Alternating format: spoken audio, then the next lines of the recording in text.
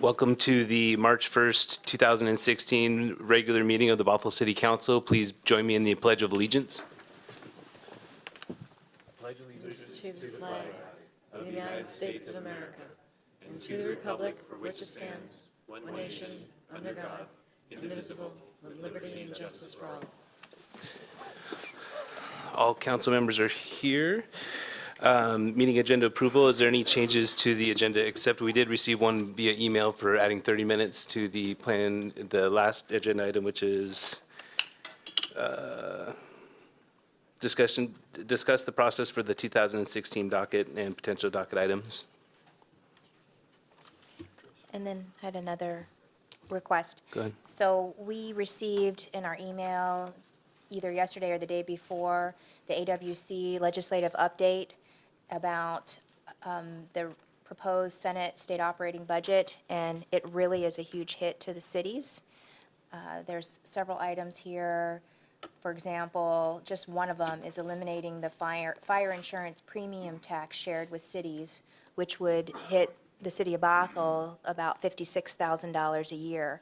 And so I was hoping that we could add at the end a discussion. It looks like staff has prepared several letters about some of these budget impacts, but I think it's a good discussion to have on the dais as we're leading into our budget year, when people always say, you know, you're collecting enough money, why do you need more?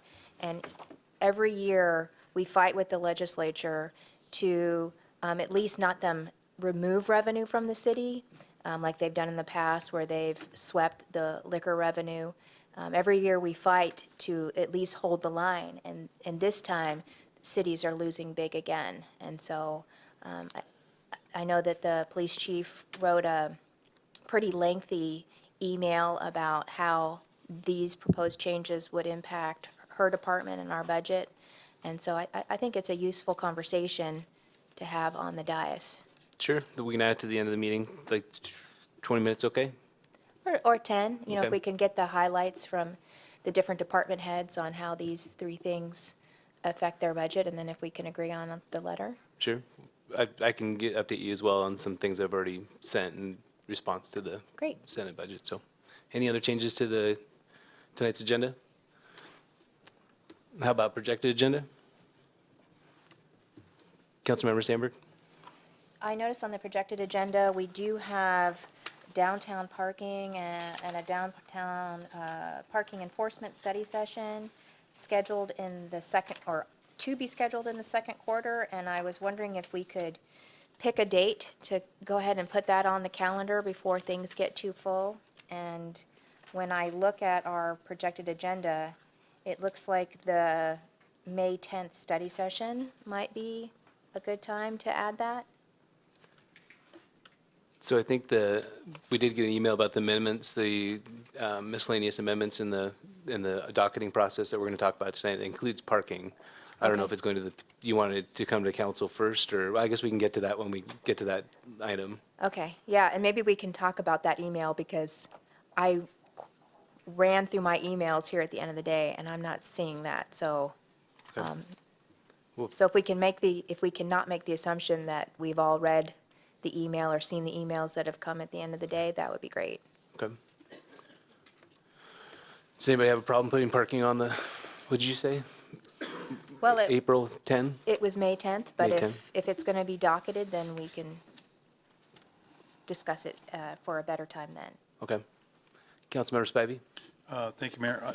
I'd like to, at some point, maybe put on the projected agenda earlier rather than later, to have a discussion about being able to use our open space here on City Hall for things like our beer festival, and also just having a discussion of what it would take to make that happen. And the City Hall Plaza just outside Yep. the building here, okay. Beer festival as an example. As an- I'm of sure course. there's others, yes. An important example. Well, you know, that's one of the reasons why we put that there, is to have those types of things. And right now, we could not do that. So I'd like to have a discussion how we could do that. City Manager? Good. We'll schedule that, yes. Thank you.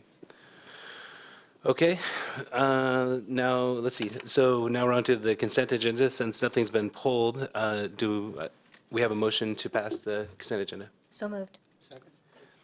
All right, moved by Councilmember Sandberg, seconded by Councilmember Agnew. All those in favor say aye. Aye. Opposed? Passes unanimously. On to the next item is the visitor section. So I have one sign-up sheet. I don't know if anybody else would like to talk to council, but there's these yellow sign-up sheets in the back. We do have a public hearing later tonight, so if you're here to talk about the 2016 Plan and Code Amendment docketing process, you can speak then, or you can speak now. It doesn't necessarily matter, but it'd be better if you waited till the public hearing. So with that, the first person on the list is Dan and Sabrina McGowan. Yeah, go ahead and go up there. The timer is right in front of me here. I think there's one by you as well, and when it turns red, your 3 minutes are up, so please finish. No, we've recently dealt with situation next to our home where there's assault in the second degree, harassment, threatened to kill, weapons violation, aiming or discharging a firearm, and within a week of those charges, the property owner was arrested for possession with intent to possess and sell heroin and methamphetamine. We've been dealing with code enforcement for a couple of years with this property. It has just been a thorn in the entire neighborhood side. I'm here representing 6 families that live around this individual. It's just gotten to the point now where we don't know what to do. We don't know where else to go. The police department tells us to go to code enforcement. Code enforcement tells us to go to the police department. The weapon, in a lot of the reports, the weapon said that it was fired downwardly, but it actually went through my neighbor's fence and lodged in his home. And I've got an 11-year-old little girl that's afraid to be in our living room watching TV because of these people. I'm ex-military, but you know, it's tough when you're dealing with these kind of situations. We're just looking for somebody to take some leadership, work with the police department, work with code enforcement. We as neighbors are willing. There's a couple of statements in here from Debbie Blessington saying, what am I supposed to do, get a dumpster and clean it up myself? Well, we as neighbors will help clean up the property. But there's still criminal actions going on at the property. There's still drug dealing going on at the property. We were told in one of the earlier statements by Debbie Blessington, maybe we were being too sensitive, but we knew what was going on. We've reported it to the police. We've given them license plates numbers. And since both of these, the actual gunfire was on February 1st, and the drug possession arrest was on February 8th, and it's continued. And it's just been a nightmare, man. I live and work around this city my entire adult life. I worked for the Frontier Phone Company for over 20 years. And like I said, I'm lost for words. We're coming here trying to find some leadership in this city where we can get this house cleaned up. And I've got all the police reports. I've got pictures that the neighbors have taken. And the hardest part about it is this same individual that fired the weapon came into our neighborhood again, threatening to get his gun back, told me good luck going to the effing police. He's cussed my wife out. I mean, I'm at my wit's end with this, what we're dealing with. The homeowner himself was just fired from Mac Towing because he had a CDL license and he refused to take a urinalysis. And he looks like the Grim Reaper, man, and there's all kinds of nefarious activity happening at the property. So, like I said, I'm here representing pretty much the entire 6 neighbors that surround him. And I've got a complete folder here. I'm also working with Officer Odegaard from the police department.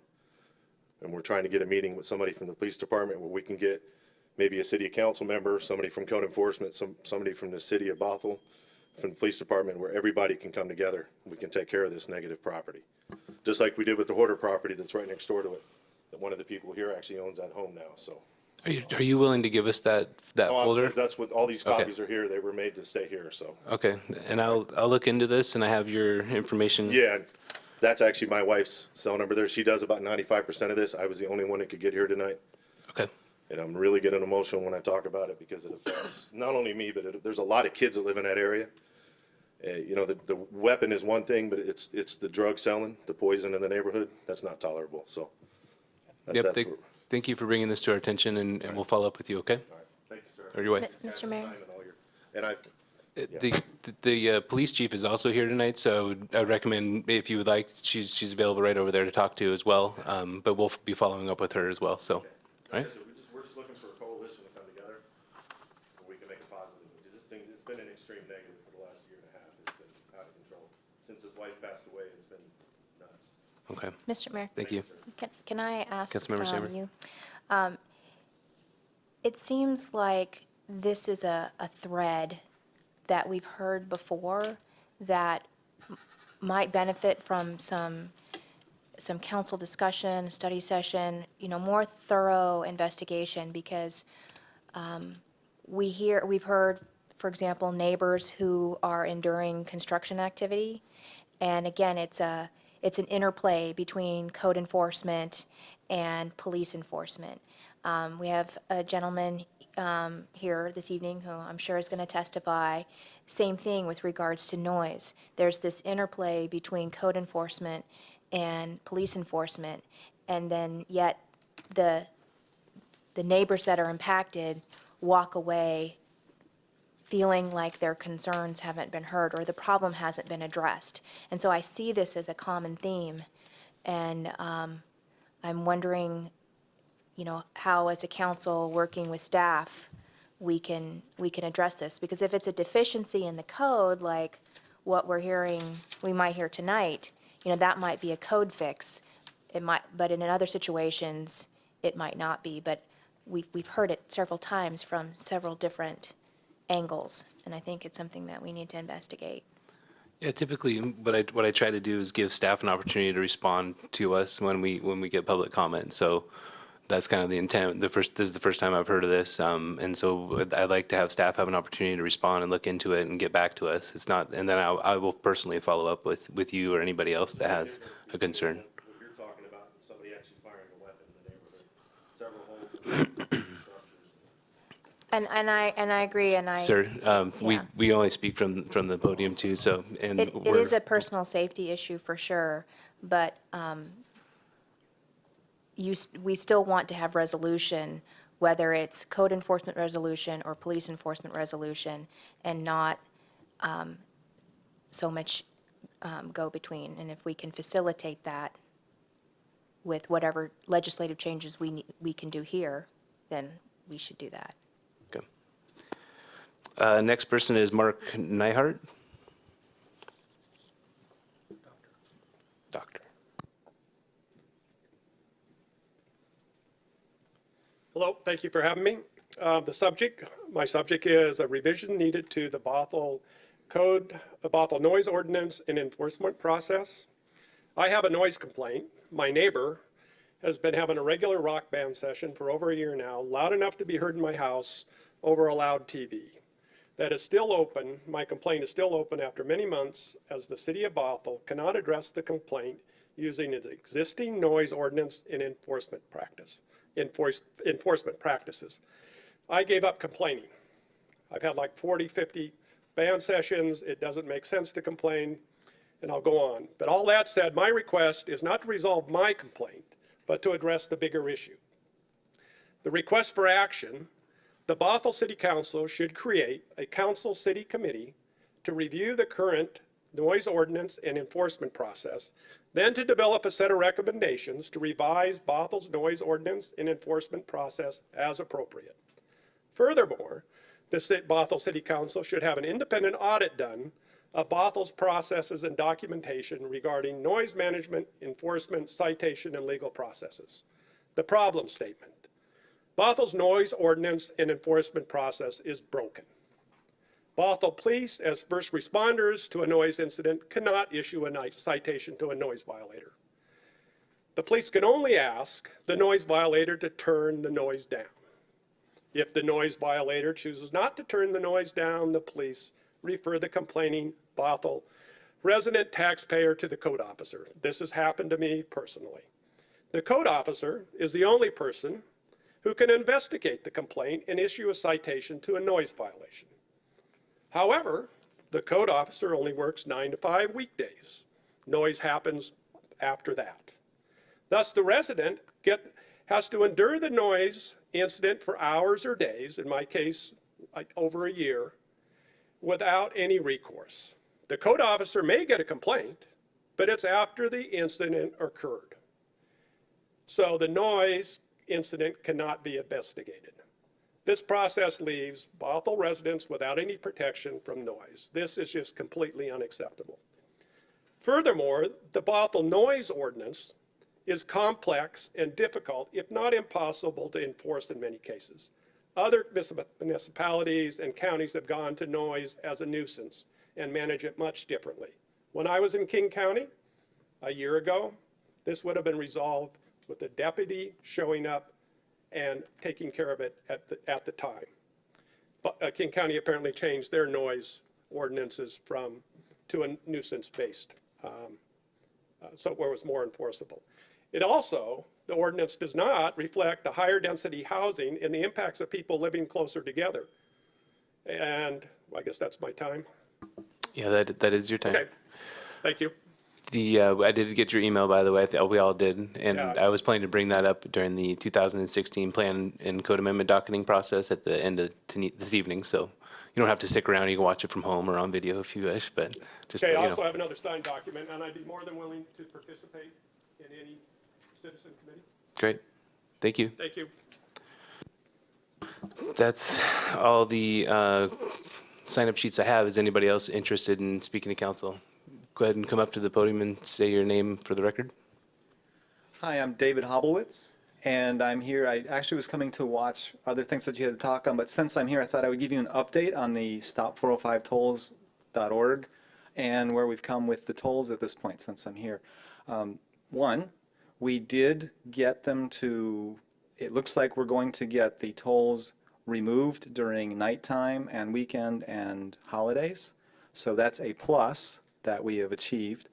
There's a lot more that needs to come into play here, though, and I hope that council will continue to push through your avenues.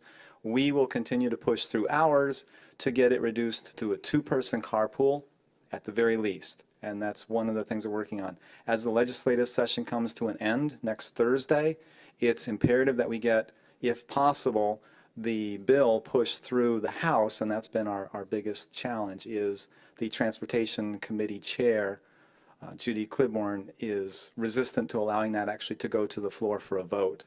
So that's where we are. Beyond that, we will continue to work with the people that are involved, including the governor's policy advisor and the Transportation Commission team as well, to try to get some progress on this, because while you might read some of the reports that have come out that actually conflict from what WSDOT says and what INRIX says as far as the drive times being better or worse, the reality we all know is if you're riding in those general purpose lanes, especially north of 522, it's a total fail. So hopefully we can keep the pressure on through the avenues that you have as city council, and we'll continue to turn the screws where we can. Thank you. Great, thank you. And thank you for being a community activist and getting the most signatures on any initiative in the history of the state of Washington. It's an impressive title to hold, and thank you. And that it's a local issue is even more, I think, more pronounced. Yeah, Thank and you.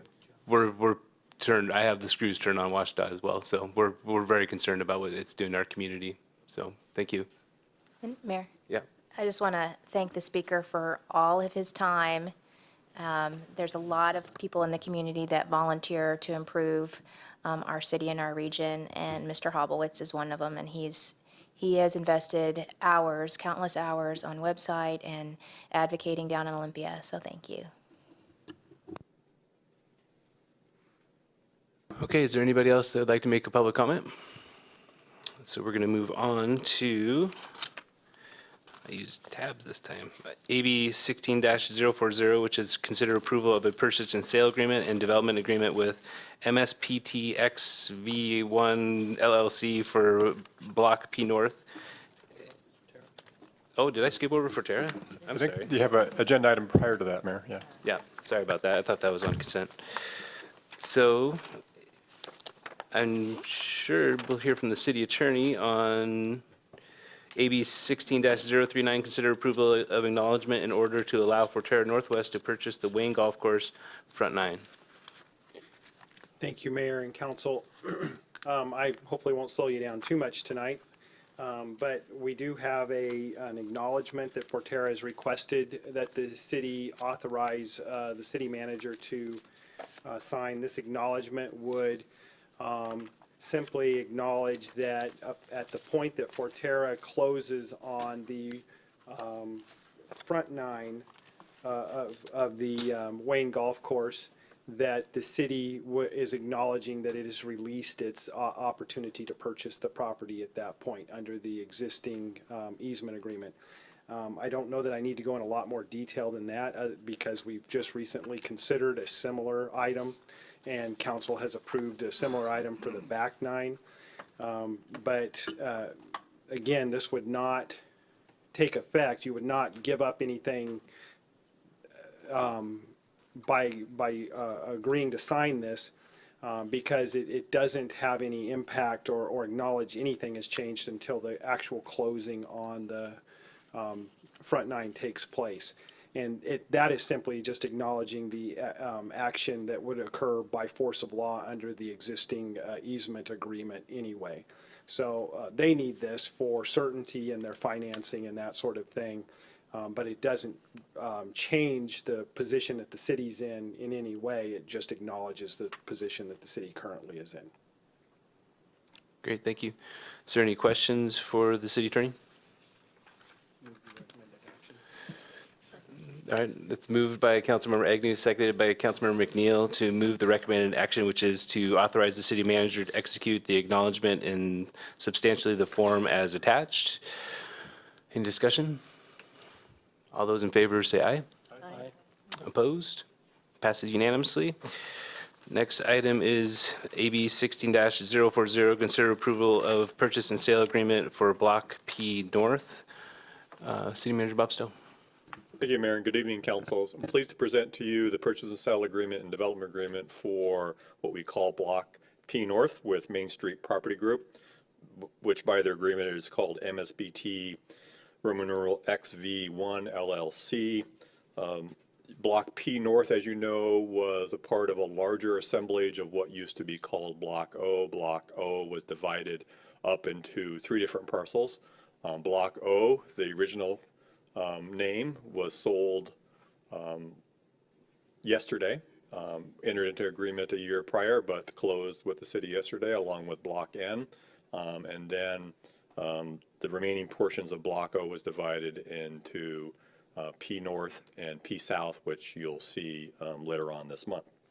The city's real estate broker had solicited interest for Block O last year and received quite a bit of interest, and the city then later conducted interviews with 4 finalists and then selected Main Street Property Group as the group that was believed best to be developed the property and was offering the highest purchase price for the land.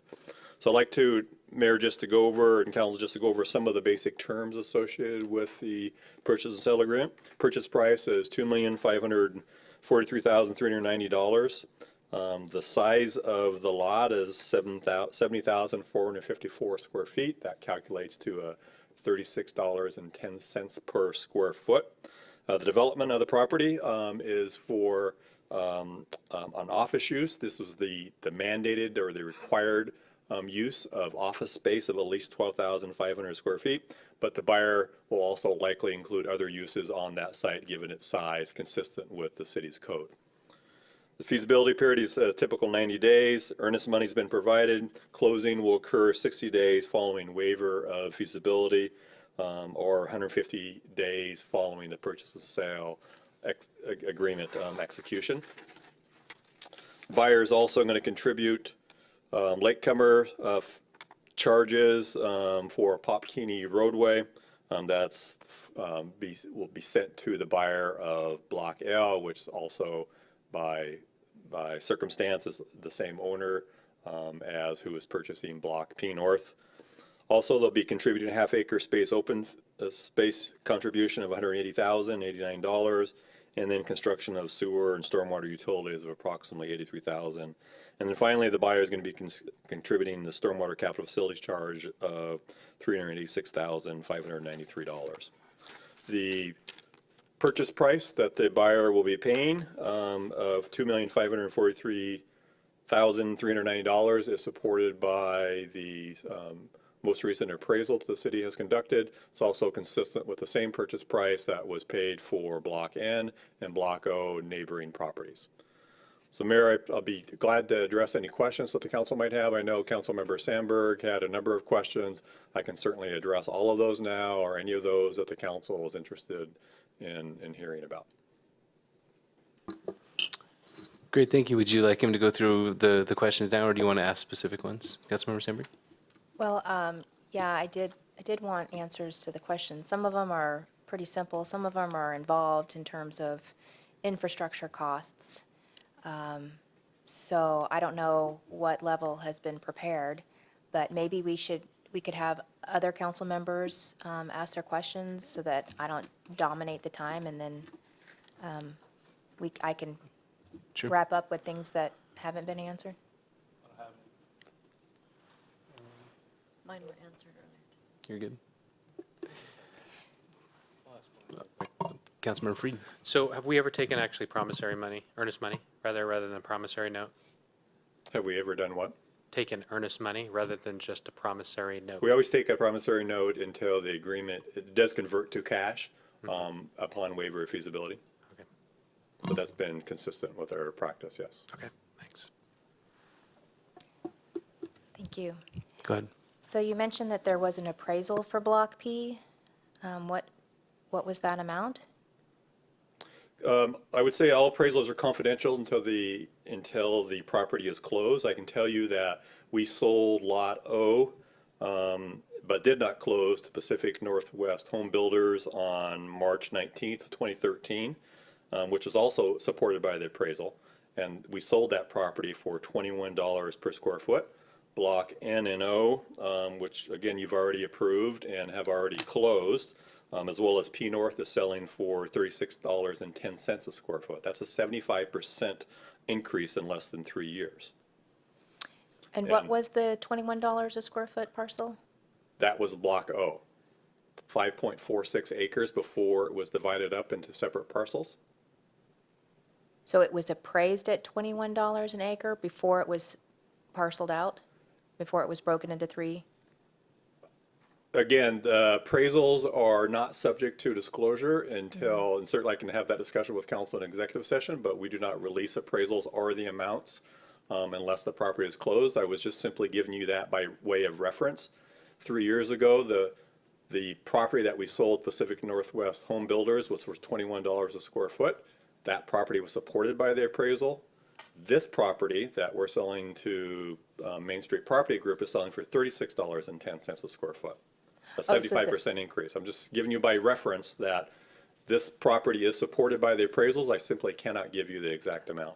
Okay, so the Pacific Northwest was an offer that has since expired. We didn't go, that was an old agreement. That's correct. They didn't Okay. close on that property. Okay. And so when you say there was an RFP process, if I remember correctly, the RFP process was for lots N and O together, which are now N, O, P North, P South. And it was a process that happened in 2014. And at the time, we were looking to sell all of those parcels together if we could to a single buyer, but we've broken them out. I would think the conditions had changed sufficiently enough that we would do an RFP for just Lot P, P North and P South. Was an RFP done for that? It wasn't. I don't see the need for a separate RFP process. We had an extensive solicitation process for, as you indicated, for all of Block N and all of Block O, and with the purpose of selling it to a single owner. We have divided the parcels up primarily for timing purposes associated with when they can develop based on the environmental contamination. All the properties are being sold to one owner. It's simply as different purchase and sale agreements. The purchase price is the same on all the properties at $36.10 per square foot. Simply going back out again, I don't believe would accomplish anything more than we've already achieved. So I had some questions about infrastructure costs, and I don't think time is served by going through those, but I still would like the answers to those. But one of the questions I had was about the southern boundary of Lot P and the responsibility of providing the infrastructure improvements to Northeast 185th. Can you explain that in more detail and Sure. what would be achieved by this curvilinear approach on 185th? Right. I think your question was, why is the southern boundary in Lot P North not straight? It appears to encroach on the 185th Street right-of-way. P 137 describes a potential Kernier-Livier alignment of 185th as MSP T building all the improvements to the center line of 185th or more than that. The southern boundary is consistent with the adjacent right-of-way on 185th, which is not straight in that area. And staff is working with the developers of all three parcels, Lot O, Lot P North, and P South, to remedy that situation. Main Street Property Group will likely be the developer on both sides of that roadway. They already own Lot O, so staff is working with them to correct 185th entirely. And then one last question about infrastructure. So on the Pop Keeney Way or Pop Keeney Boulevard, who is paying for that? Is that going to be all developer contribution? And so far, would that be the developers of Lot L, which is also Main Street?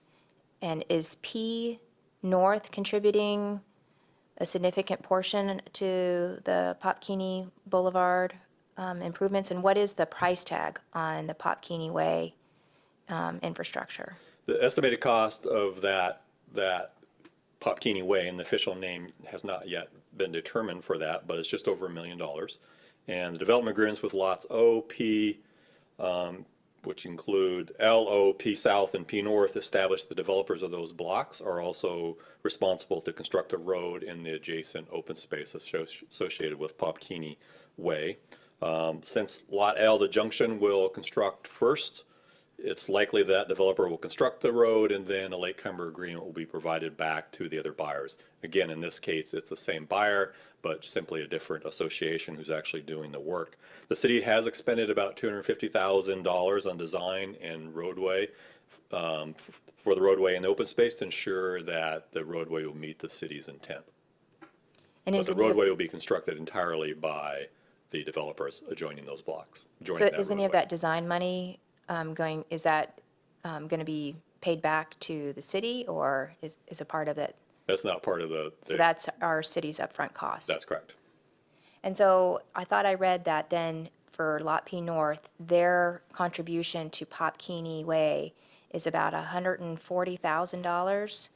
So that's about 10% of what you said when you said the Pop Keeney construction, Pop Keeney Way would be a little over $1 million. It's $152,531 is the estimated latecomer cost that they'll pay. Okay. And so the rest of that latecomer cost would then come from P South. P South, L, and O. And O doesn't bound on Pop Keeney Way, does it? So why would it contribute? Does O, did you have a correction? So since O was part of the original, O, and it's also served by Pop Keeney Way, we left it in the calculation for the latecomer for the Pop Keeney Way roadway. But Pop Keeney Way doesn't touch Lot O. Lot O is served by 183rd and Lot O is served, 96th, 98th. but it's also served by Pop Keeney Way because Pop Keeney Way will feed into 185th on its north end because Lot O still touches 185th on the north end. How does it touch 185th? Can we see a picture of that? I don't know if we have a picture of the lot. Because Lot P North bounds entirely along the 185th corridor, just On the north opposite side. Pop Keeney Right, Stadium. we don't have a visual. The arrangement that we've worked out with the buyer is that they will all those developments will contribute and are contributing towards that roadway. Okay, thank you. Councilmember, or Deputy Mayor Dewar? I remembered one question that I had.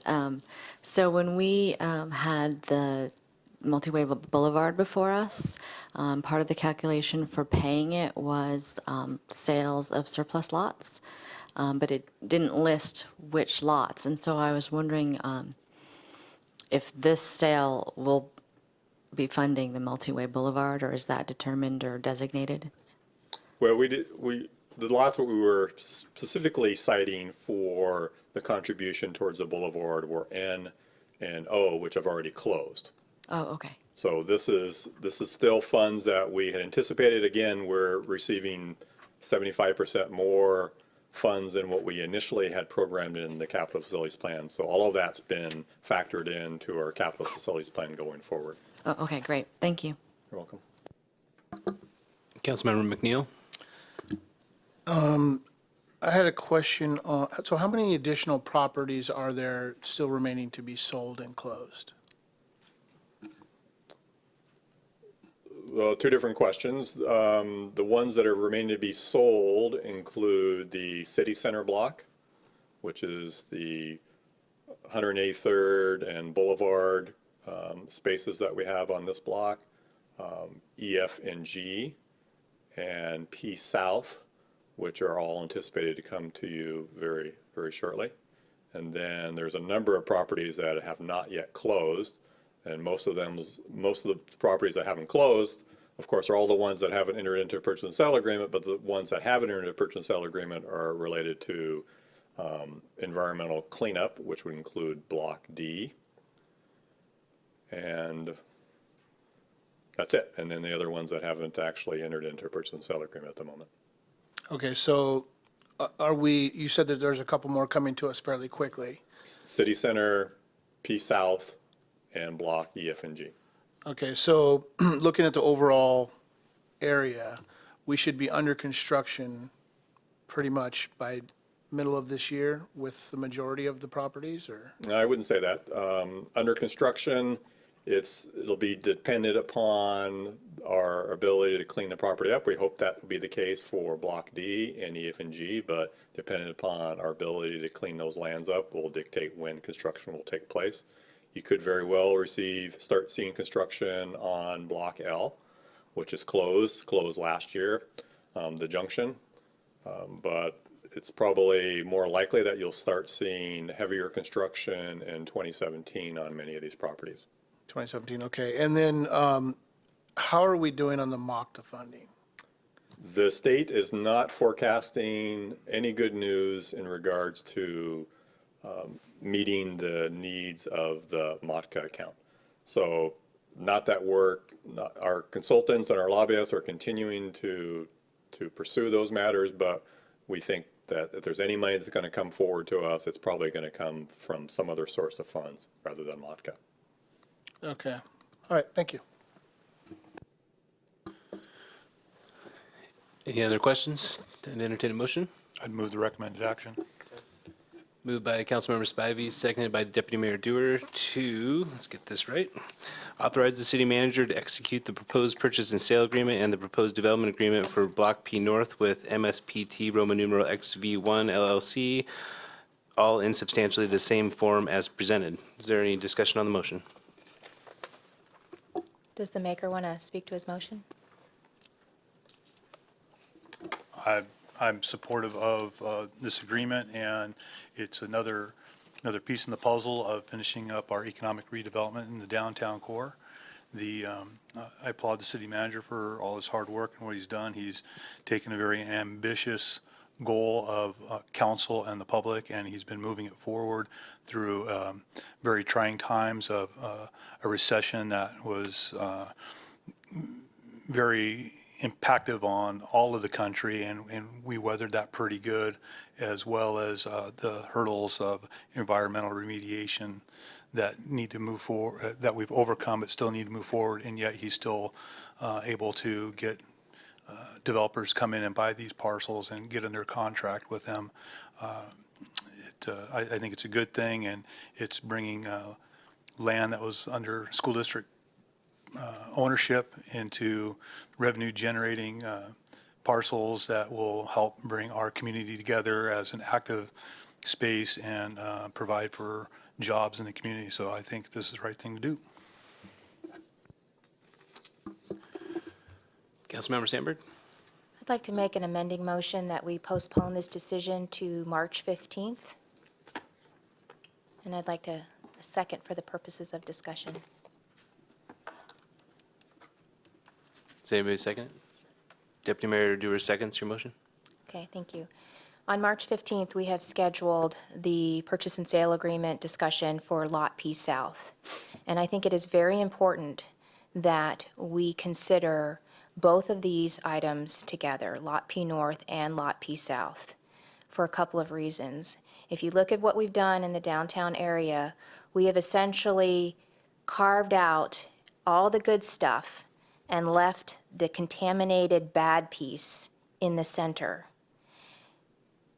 And I think given the state of MACA funding, we're probably not going to get MACA funding to clean up the Bothell Service Center site, which will hold up Block D.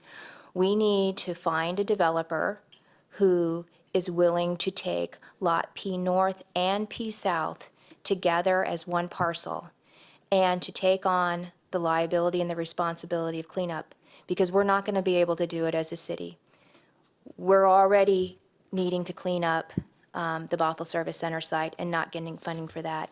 So we need to find a developer who is willing to take the two of these pieces together, also for the purposes of providing the infrastructure, because there is infrastructure on Popkini Way and on 185th, and additional infrastructure that we foot the bill on until there is some latecomer agreement or otherwise to get that infrastructure finished. So I think it's very important to sell P North and P South together. And we have on our projected agenda, and the city manager has said this evening that that deal is imminent, that that is coming, it's on our projected agenda. I ask that we do this because when we heard Block D, which was the sale to Regency, the purchase and sale agreement to Regency, on our projected agenda was the purchase of the Bothell Service Center site.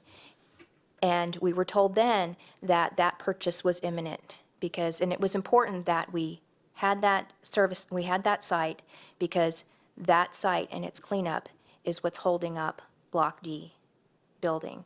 And that didn't come along for almost 9 months. And so until we were actually able to purchase the property, and now we're having difficulty finding the funds to clean it up. So again, if the Block P South deal is imminent, I think it is important that we couple those together and then we complete the sale of all of that property in that area, leaving EF and G and the city center site, which are also imminent, but tie that together. And Main Street has purchased all of the property. It's like that P South is like a donut hole, and Main Street has purchased almost everything around it.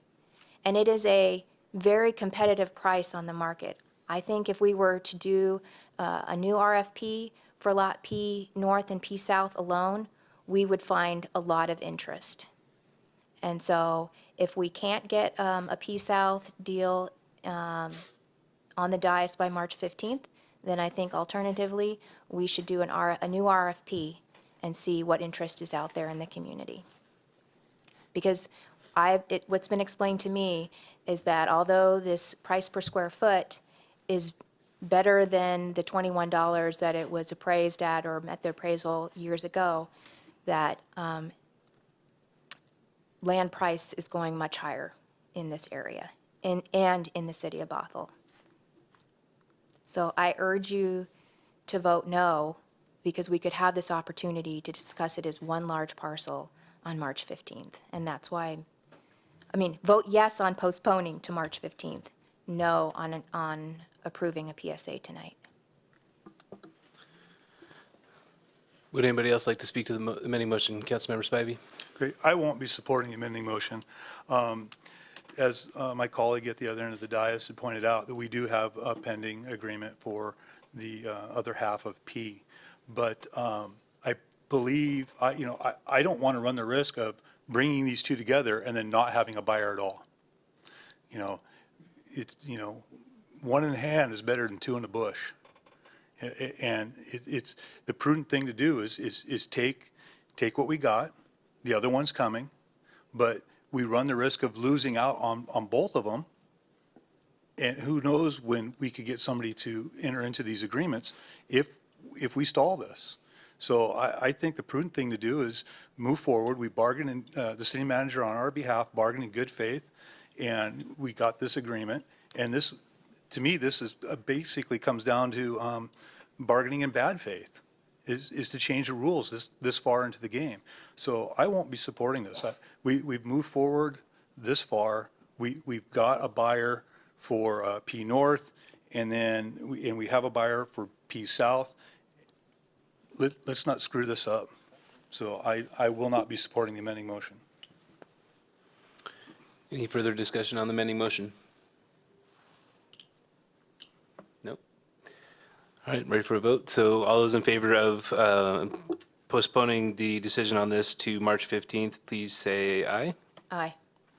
Opposed? Nay.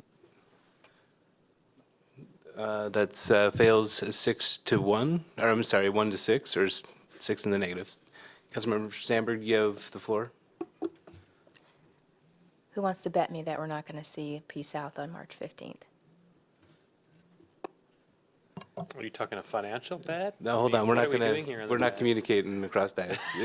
So that's not an amendment. Does anybody have any further motions? Are we ready to? Okay. We're gonna take on the main motion, which is to authorize the city manager execute the proposed purchase and sale agreement and the proposed development agreement for Block P North with MSPT Roman numeral XVL LLC. I wish I knew Roman numerals, all in substantially the same form as presented. Any further discussion? I think we're done doing, no, we did not do discussion on this. Did we? Did we do discussion on this? Well, here's- Dell called the question. I'll call the question. Okay. All those in favor say aye. Aye. Opposed? Nay. One opposed, so passes 6-1 with Councilmember Sandberg in the negative. The next item on the agenda is AB Point 6. of personal privilege. Councilmember Freed? Great. I didn't have a chance to speak because the question was called, but I do want to thank the city manager for his hard work on this, his continued example of the stellar work that our staff does in negotiating and seeing the vision that the community cast for downtown continue to move forward. So this is another positive step in that direction. So thank you, and thank you for the majority of council who voted tonight to move that forward. Okay.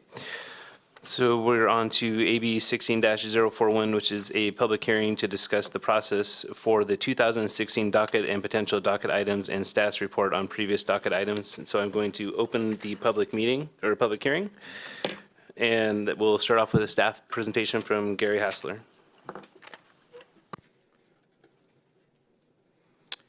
Thank you, Mayor. Good evening, Council. As the Mayor has already stated, this is the 2016 docket of Planning Code amendments, and I have a brief presentation for you. So the annual docket is the annual council review of suggested planning code amendments and related proposed actions. Council decides which items warrant formal initiation and then the process path for each. And essentially the process path is one of two options. Typically, council refers the item to the Planning Commission or other body for recommendation back to council, or alternatively, council can elect to retain the item for direct council consideration. Also, typically, each year we ask council to provide staff with some idea of priority for each item if they can do that.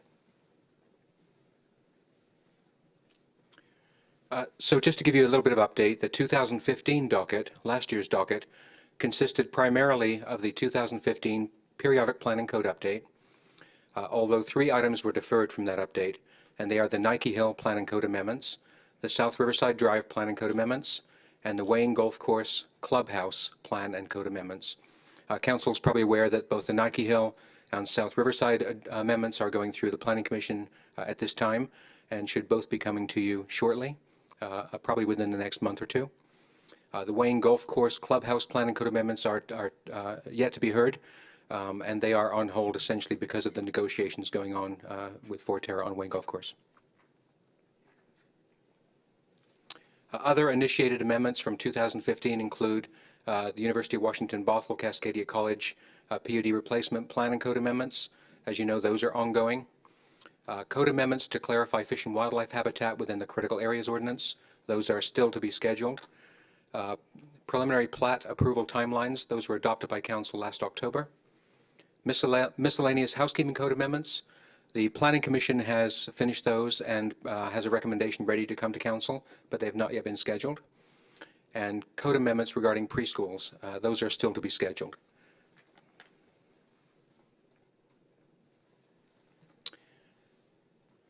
Also included on last year's document were implementation of selected housing strategies. This is a standing docket item that Council considers every year. Because we did the 2015 periodic plan and code amendment last year and updated the housing and human services element, some of the amendments that you likely would have initiated last year for housing element were part of that update and have been completed. Because we've updated that element, we believe that we now need to revisit the housing strategy plan, which helps to implement the housing and human services element, and we're estimating that will happen the second half of this year and early 2017. In addition, we still have a 2014 code amendment waiting to be scheduled, and that was a council-initiated amendment to consider transferring the shoreline board duties to the Planning Commission. That's not time sensitive because the shoreline board only meets as necessary to update the shoreline master program.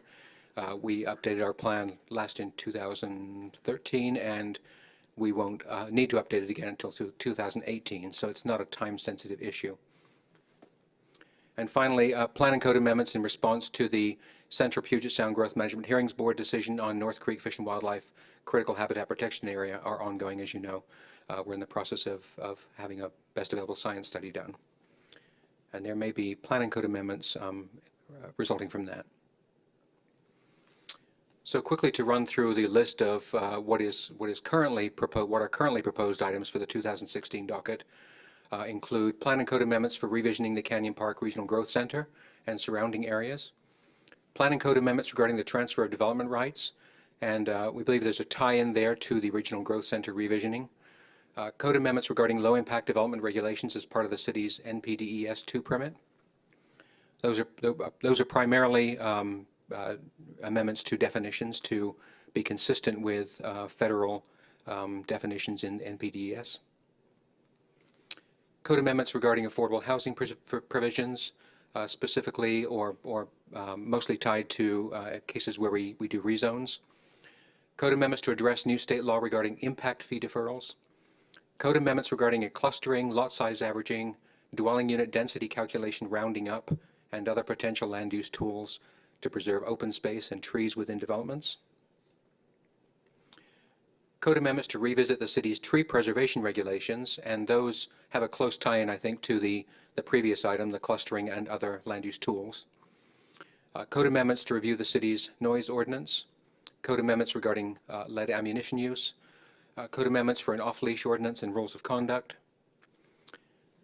Miscellaneous code amendments to downtown regulations, and there are 6 or 7 of those, and they include the parking issue that the council has discussed already briefly tonight, as well as miscellaneous housekeeping code amendments, which are on every docket, and they serve to correct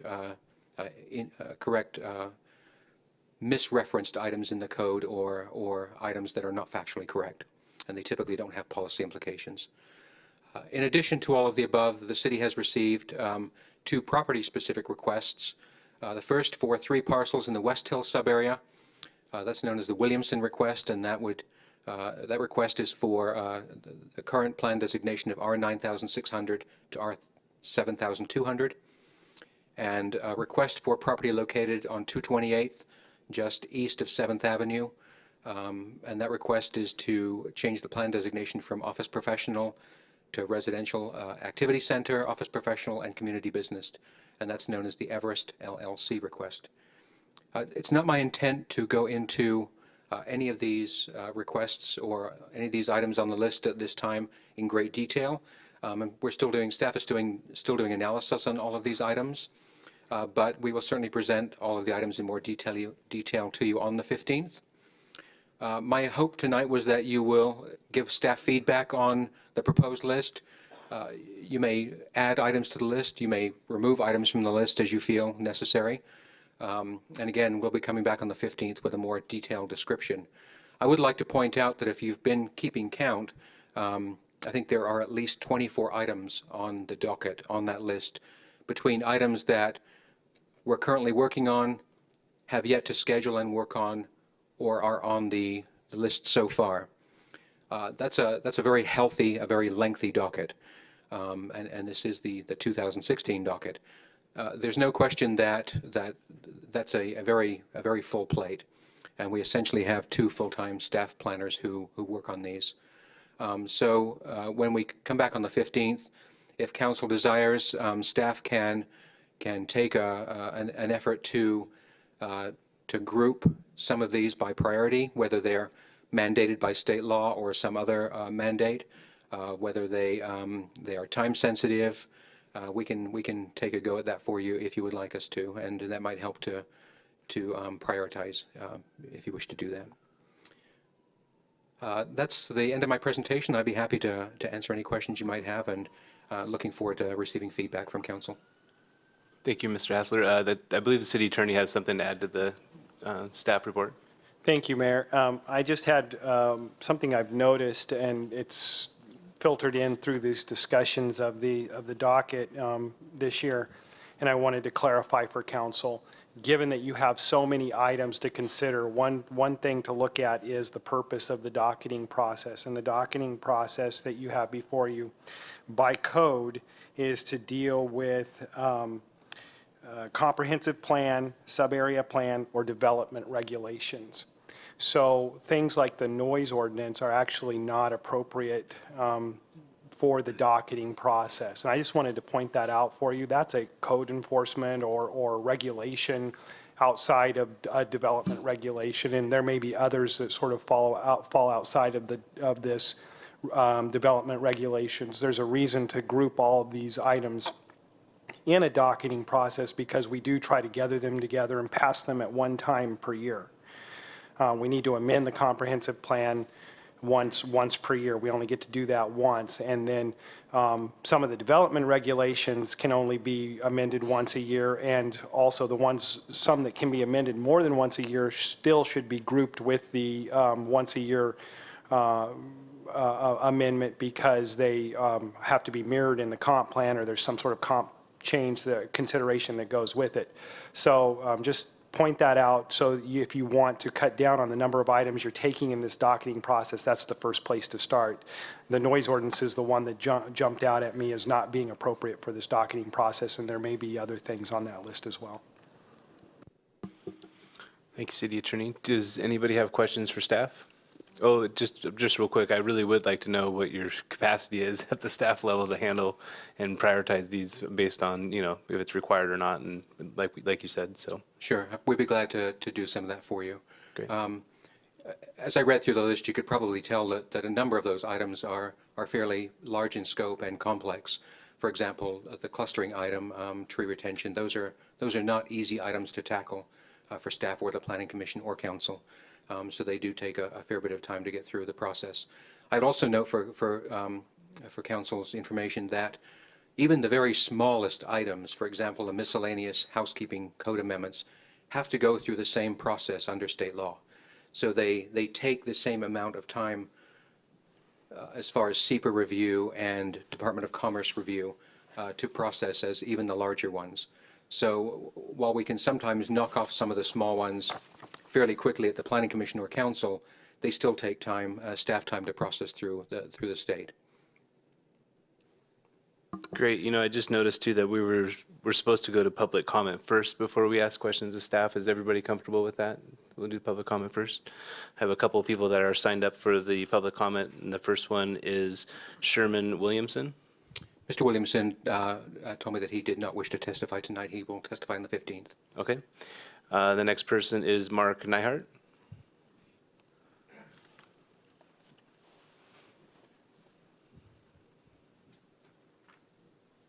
appreciate the opportunity to speak. I mean, I disagree that the noise ordinance is not something that the docket could not accept. It will affect the development process. The city of Bothell is putting large apartment complexes in UW dorms and residential areas, and without a comprehensive look at how those are going to be situated and how the noise will affect those neighborhoods is definitely part of a development process and should be considered. I mean, there's my little complaint, but there's this big, large issue of how noise affects the residential areas and the health and safety and the property values of those places that development projects will affect. So I respectfully understand that noise in itself, and if you look at my little incident, that is insignificant. But the larger picture, noise is an issue. And once residents understand how unprotected they are, and when you come forward with large development projects, such as apartment complexes that are happening just over here, that are going to be next to residential areas, unless you have a way to manage that noise, either the developer has ways to mitigate that noise so it doesn't interfere or interject into residential areas, I think you're going to have a problem and a contentious process for approving developments in the Planning Commission and other places, and other people are going to be here wanting to know what's going on. As the gentleman here was complaining about the police code officer enforcement process, unless you have that nailed down, people are going to be here complaining, and rightly so. And it will slow down much of the necessary development that may need to happen in Bothell. So I'm not against the development. I think you need to address this issue head on so development can go forward in Bothell in a respectful way to those other residential areas that exist today. So thank you. Thank you, sir. There's nobody else on the sign-up sheet. Is anybody else interested in providing public testimony during the public hearing? We'll continue the public hearing as well, so this is the first opportunity. I see none, so we will move on to questions of staff. Deputy Mayor. Thank you, Mayor. So I have a clarifying question of Mr. Hessler and perhaps the city attorney. I had hoped that we could look at the transitory housing ordinance, and I guess, looking for clarification as to whether or not that would apply to what you were just speaking about in terms of not being really a development concern, and so therefore not on the docket. The city attorney can correct me if I'm wrong, but the transitory accommodations would certainly fall under the purview of the docket, since it's a use item within Title 12 zoning in the zoning code. Okay, I understand that Cascadia College is looking at wanting to host Tent City 4, and at the UW Transportation Committee meeting, there was some discussion that we had not hosted any homeless encampments in the last 10 years, and discussion about whether or not it was our ordinance that maybe was a hindrance to that. So I would like to add that as well. Thanks. I would simply, if I could make a comment on that, I was involved in the original regulations for transitory accommodations in response to the tent city that the city did host. And that was, just so council knows, that was a very intensive, lengthy blue ribbon committee process that I think we spent about 3 or 4 months on. Staff and the committee spent 2 nights a week working on that. So it is a very staff time intensive and citizen intensive process, just for your information. Councilmember Spivey. Great, thank you, Mayor. I would be very interested in have Gary, you and the rest of staff kind of, your opinion on what should be winnowed out and prioritized, taking into account what the city attorney had to say. And then on what we got here at the dais, the hard copy, the indoor shooting ranges code amendment, I just want to know how, as part of the process, how this will affect our own PDs and indoor shooting range I want that taken into consideration. Okay.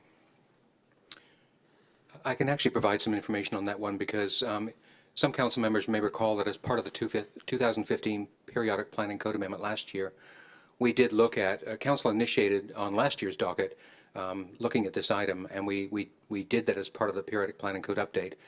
And what we determined at that time was that it's essentially regulated by federal law. And so what we ended up doing was putting a policy in the natural environment element that says that we will require builders to use best management practices when building those types of facilities. So we have looked at that once already. Okay. All right, and yeah, because I just, it would be difficult for us to hold a private entity to a higher standard than we hold ourselves to. So I want to make sure we're on the same, everybody's playing on equal ground. So, thank you. Councilmember McNeil. Thank you, Mayor.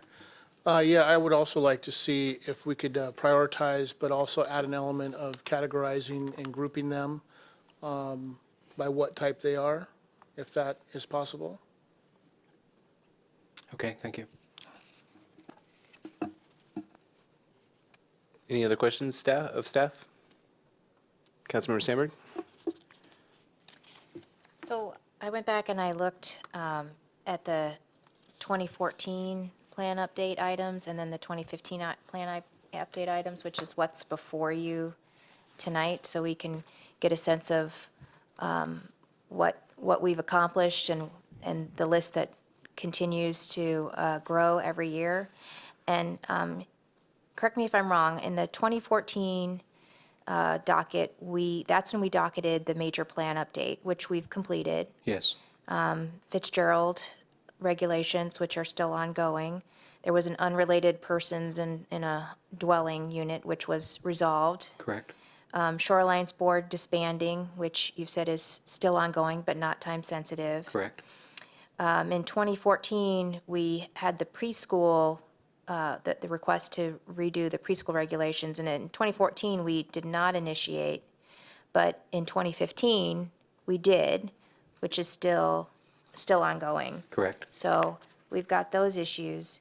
And then for 2015, when I go through that list, the planning code amendments for the campus, the PUD, that's in progress. The clarifying regulations for fish and wildlife habitat is still to be scheduled, but initiated. I'll come back to the issue of lead contamination in indoor shooting ranges, but that was initiated all in 2015.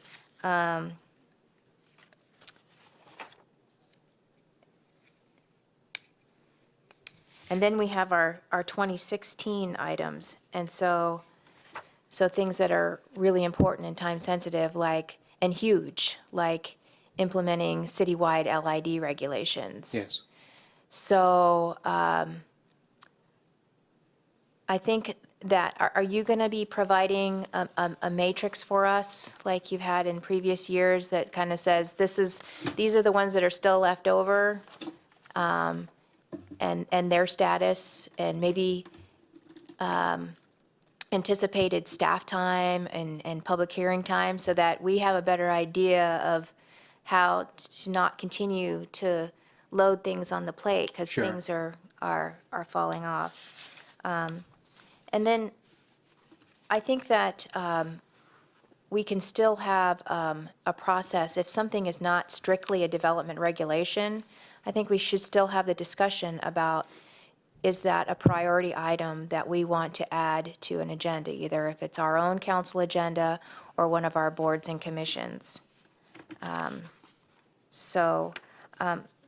I guess I will talk with you off the dais more about the issue of banning lead ammunition in shooting ranges, because I think that continues to be a very important safety issue for our community. And we see that playing out in Flint, Michigan, when they have a lead non-point source, but this would be introducing a lead point source pollution into our community, and that's not something that we want to have for our community now or in the future when it inevitably becomes a cleanup problem. So I'll talk to you more about that off the dais. I'd be happy to. But when I look, so something like the noise ordinance, I still think we should consider docketing that for planning commission. And if there's any of these other items that you feel aren't strictly development, regulation related, then if we could put them to the side and figure out if there's still a place to Okay. put them. I certainly plan on bringing you the usual matrix that we bring each year that's quite detailed of council members who've seen it before. It provides policy guidance from the comp plan, but this year we'll also try to do some categorization and some prioritization for you. And the prioritization we'll try and do in terms of what is mandated, what do we have to do? Are there some items that we can double up? For example, the NPDES amendments can probably be doubled up with the definitions that we need to do in the critical areas ordinance regarding fish and wildlife. Those are very, very similar items, and we can probably tackle those together. So we'll do as much of that for you as we can. Any other questions from staff, from other council members? Haven't had a chance? Nope. Okay, do you feel like you got what you needed? I do. Thank you for the direction. I appreciate it. No problem. So we'll continue the, oh, wait, I need a motion, actually, to continue the public hearing until March 15th, 2016. Moved by Councilmember McNeil, seconded by, I think that was Councilmember Spivey. Was that you? Okay. All those in favor of continuing the public hearing until March 15th, 2016, say aye. Aye. Opposed? Passes unanimously. We had one item added to our agenda. Do we have an executive session tonight, City Attorney? Nope. No, Okay. Mayor. So we have one additional item added by Councilmember Sandberg that would like to talk about the AWC report on the state budget proposal. Councilmember Sandberg, did you want to kick it off? Sure. So there are several things in the Senate budget that are going to affect the city of Bothell personally. Eliminating funding for the MRSC Municipal Research and Service Center. I think that's all important to us as legislators. But it's not a direct impact to our budget. So in terms of a direct impact to our budget, there's eliminating the fire insurance premium tax shared with the cities. There's an increase in the direct cost for sending officers to the Basic Law Enforcement Academy, and a plan to merge the Left One retirement system with the Washington Teachers Retirement System. One is flush and the other one is running at a deficit. The Open Records Act died, which will continue to be a source of financial burden to cities, and the MOTCA revenue shortfall increased. So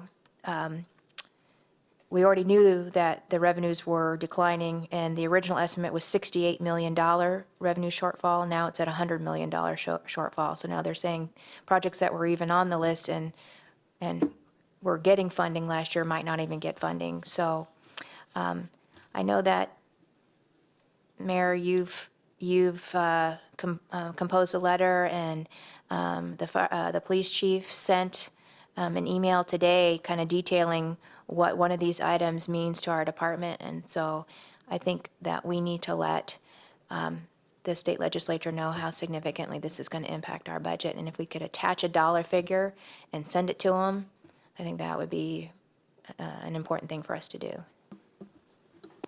So let me follow up on each one of these items real quick, because we did have a legislative priorities list that was passed by the council. And so and then in addition to that, I checked with the city attorney to make sure I was okay to do, is that if there was an impact to our current budget that we have adopted, whether or not I can respond on behalf of the city. So let me just go through them real quick so you know kind of the difference. But so the fire insurance premium tax loss and the Left One fire merging with the Left One Teachers Union, we did send a letter and I did sign it on our behalf because it was a budgetary item that we did not have, obviously, an opportunity to budget for. Same with the police training impacts. So there's a letter that I was just handed tonight to proofread from the police chief to send to our state representatives and senator. For the, I think I already said this, but the fire insurance premium tax loss, we did include that in with the letter about fire and the Left One merger with the teachers union. The MACA funding, I have been very vocal about that with state representatives individually, as well as I signed letters on behalf of the city because it was in our legislative priorities to do so. MRSC, Deputy Mayor, I believe, called a lot of representatives on the Ways and Means Committee on her and my behalf, asking them to reinstate the funding to MRSC. We didn't do it as the city because we didn't have an opportunity to talk about it. And I think that's all the ones you mentioned. So yeah, we've been working actively on our legislative priorities, and I've been making phone calls a lot down to Olympia, so on our behalf. Councilmember Spivey. And now, I just want to make sure I'm clear on, could you go over the pension plan stuff again, issue?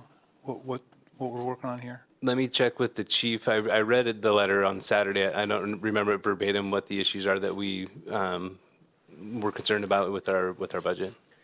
The letter that staff provided only addressed the fire insurance tax. It didn't address the Left One provision. There you go. I don't know that I would support taking from the left pension system to support a PERS or TERS pension system. It's one thing when it's left money staying with, left one, supplementing left two or vice versa, but I would not be supportive of taking a left pension to support a PERS pension or a TERS pension. They're very different animals in the employee groups that they're dealing with. And I understand that, one might be flush and the other may be in a deficit, but the one might be flush for now, and in some ways it may be needed to help the other left system.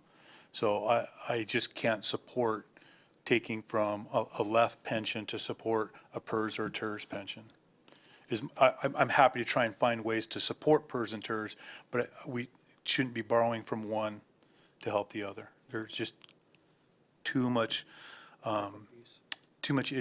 stuff that could go on out there that could end up affecting that pension down the road. Okay. Yeah, I do apologize. I didn't, it wasn't in the letter that they sent, like the chief said. I think it was the police chief that actually said that there's no Left One issues with the police department. So that's why I thought it was in the letter. Right. But I think the bigger picture is to look at what are they doing to the pension system as a whole.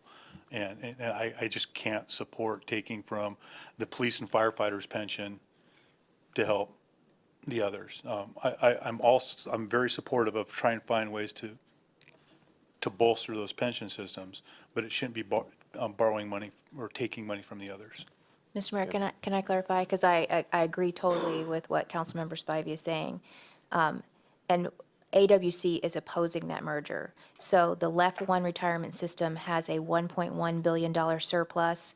The TERS and PERS has a $2.7 billion unfunded liability. So exactly what you're saying, we don't want to merge the two because you could get redirection of retirement contributions, which will hurt the city, because then we're stuck with that liability. And so we should be opposing that. Yes, I agree wholeheartedly.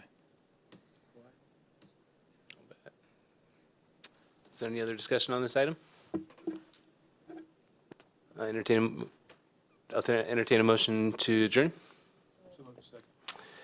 Moved by Councilmember Sanders, second by Deputy Mayor Spivey. All those in favor say aye. Aye. Opposed? We are adjourned.